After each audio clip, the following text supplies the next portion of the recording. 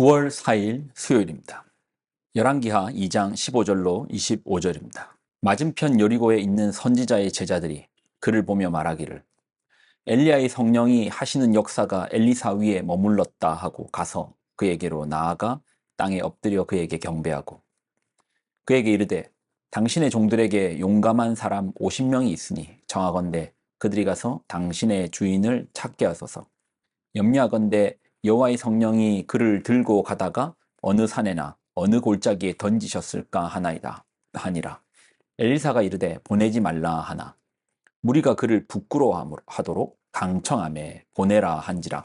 그들이 50명을 보냈더니 사흘 동안을 찾되 발견하지 못하고 엘리사가 여리고에 머무는 중에 무리가 그에게 돌아오니 엘리사가 그들에게 이르되 내가 가지 말라고 너희에게 이르지 아니하였느냐 하였더라. 그 성읍 사람들이 엘리사에게 말하되 우리 주인께서 보시는 바와 같이 이 성읍의 위치는 좋으나 물이 나쁨으로 토산이 익지 못하고 떨어지나이다. 엘리사가 이르되 새 그릇에 소금을 담아 내게로 가져오라 하매 곧 가져온지라. 엘리사가 물 근원으로 나아가서 소금을 그 가운데에 던지며 이르되 여호와의 말씀이 내가 이 물을 고쳤으니 이로부터 다시는 죽음이나 열매 맺지 못함이 없을지니라 하셨느니라 하니 그 물이 엘리사가 한 말과 같이 고쳐져서 오늘에 이르렀더라. 엘리사가 거기서 베델로 올라가더니 그가 길에서 올라갈 때에 작은 아이들이 성읍에서 나와 그를 조롱하여 이르되 대머리여 올라가라 대머리여 올라가라 하는지라. 엘리사가 뒤로 돌이켜 그들을 보고 여호와의 이름으로 저주하매 곧 수풀에서 암콤 둘이 나와서 아이들 중에 42명을 찢었더라. 엘리사가 거기서부터 갈멜 산으로 가고 거기서 사마리아로 돌아왔더라. 아멘. 기도하겠습니다. 하나님, 주시는 하나님 말씀을 붙들고 나아갑니다. 말씀 속에 있는 지혜, 우리로 그 지혜로 살아 이 땅 가운데 지혜 있는 자 되게 하여 주옵소서. 영광을 드립니다. 예수님의 이름으로 기도드립나이다. 아멘. 엘리야가 승천하였습니다. 성경에 보면 죽음을 맛보지 않고 하늘로 오른 두 인물이 있죠. 무드셀라의 아버지 되는 에녹이 있고 또 엘리야 두 사람입니다. 예수님 역시도 하늘로 승천하셨지만 예수님은 죽음과 부활 이후에 승천하셨습니다. 우리의 죄를 감당하시기 위해서 죽음을 맞이하신 거예요. 엘리야처럼 에녹처럼 하늘로 바로 승천하실 수도 있지만 우리의 죄를 담당하시기 위해서 예수님은 죽음을 감당하셨습니다. 이를 제외한 모든 인생은 죽음을 맞이하죠. 그리고 죽음 이후에는 흙으로 돌아갑니다. 엘리야는 흙으로 돌아가지 않고 하늘로 올라간 그렇게 승천한 인물이죠. 엘리야의 승천 사건 이후에 이제 이 바통을 이 사역을 엘리사가 이어받습니다. 오늘 본문에는 엘리사가 두 가지 사건, 사역이라기보다는 사건, 두 가지 사건이 있습니다. 하나는 죽음의 물을 생명의 물로 바꾸는 거예요. 그의 첫 사역이 엘리사의 첫 사역이 이제 엘리야를 이어서 첫 사역이 죽음을 생명으로 바꾸는 사역이었습니다. 자, 내용을 좀 보면요. 19절로 21절. 그 성읍 사람들이 엘리사에게 말하여 우리 주인께서 보시는 바와 같이 이 성읍의 위치는 좋으나 물이 나쁨으로 토산이 익지 못하고 떨어지나이다. 물이 생명의 물이 아닌 거예요. 끝까지 결실을 맺지 못하는 겁니다. 이에 엘리사가 하나님 말씀으로써 소금을 담아서 물 가운데, 물 근원 가운데 소금을 던지라는 겁니다. 그 물이 고침을 받는 거예요. 이로부터 다시 죽음이나 열매 맺지 못함이 이제 없어지는 거예요. 첫 사역이 죽음의 사역을 생명의 사역으로 바꾼 겁니다. 그러니까 죽음이라는 사건을 그래서 열매 맺지 못하고 결실하지 못하는 것들을 하나님 말씀을 대언함으로써 엘리사가 생명으로 바꾸는 거예요. 참 귀한 사역이죠. 죽음을 생명으로 바꿨으니까. 그런데 성경에는 그 이야기 많은 게 아니에요. 두 가지 사건인데 하나는 죽음을 생명으로. 근데 이제 두 번째 사건은 생명을 죽음으로 바꿨어요. 생명을, 살아있는 그 아이들을 죽음으로 바꾸었습니다. 23절로 24절, 엘리사가 거기서 베델로 올라가더니 그가 길에서 올라갈 때에 작은 아이들이 성읍에서 나와 그를 조롱하여 이르되 대머리여 올라가라 대머리여 올라가라 하는지라. 엘리사가 뒤로 돌이켜 그들을 보고 여호와의 이름으로 저주하며 곧 수풀에서 암콤 둘이 나와서 아이들 중에 42명을 찢었더라.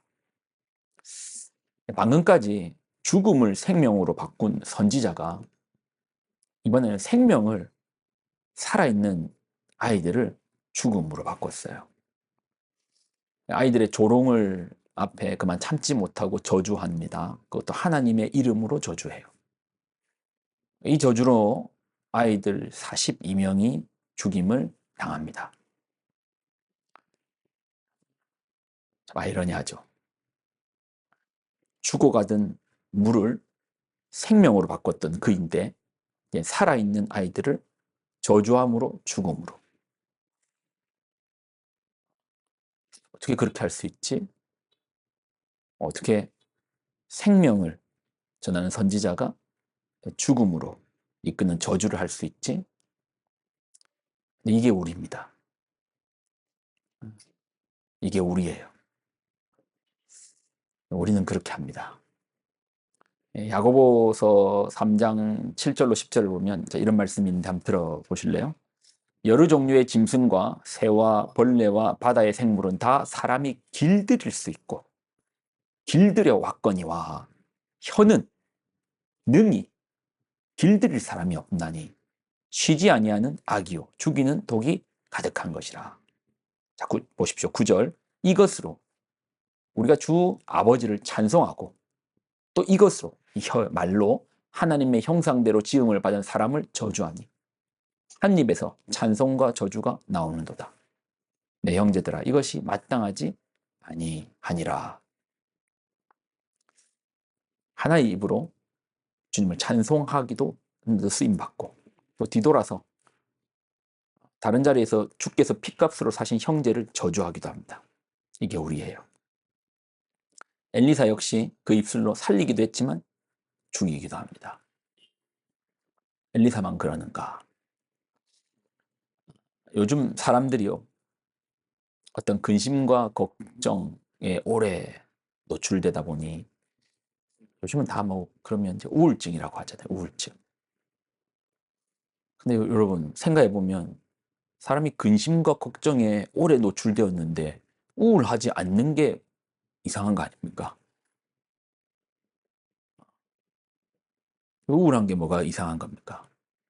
근심이 있고 걱정이 있는데 나 아무 걱정 없다, 아무 근심 없다, 헤헤 하고 웃고 다니면 그럼 진짜 이거 미친 거 아닌가? 그러지. 힘들고 어렵고 짜증나는 일, 답답한 일, 우겨싸임을 당하는 일, 걱정과 근심에 꽉 막힌 삶을 살면 우울한 거 당연하죠. 진짜 문제는 이런 상황에 놓여 있는데 이걸 털어놓을 사람이 없다는 게 더 큰 문제 아닙니까? 이럴 때 성도된 우리가 그 사람에게 가서 그분의 이야기를 온 마음을 담아 들어주고 그분에게 그럴 수 있다. 그럴 수 있다. 들어주는 거야. 이해해 주는 거죠. 공감해 주고 이럴 때 이제 정답을 너무 좋아하는데 나도 알고 있는 정답이면 그도 알고 있지 않겠습니까? 그렇지 않나요? 아니 나도 그 정답을 알고 있으면 그 일을 직접 당하고 있는 그인들 왜 정답을 모르겠습니까? 그러니 동감을 얻고 싶은 거고 위로를 받고 싶은 것이죠. 그 위로를 해주면 괜찮아지겠죠. 뭐 우울함의 안개가 그치면 해가 뜨면 다시 밝아지겠죠.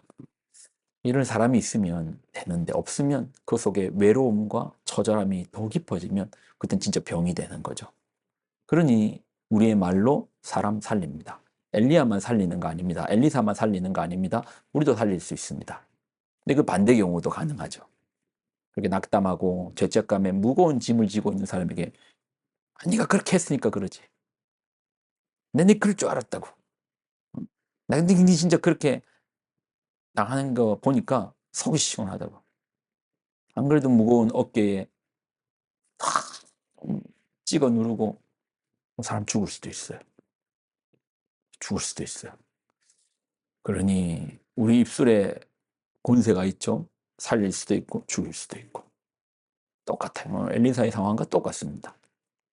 여러분 어떤 입술로 사시겠습니까? 우리 예수님은 살리는 말씀을 하셨습니다. 우리 예수님은, 우리 하나님은 살리기를 원하십니다.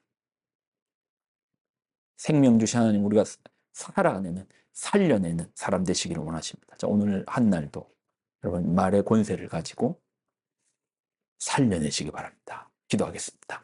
하나님, 우리로 하나님 주신 말씀의 권세로 또 입술의 권세로 살리는 자, 살아가고 살려내는 자 되게 하여 주옵소서. 영광을 드립니다. 예수님의 이름으로 기도드립나이다. 아멘.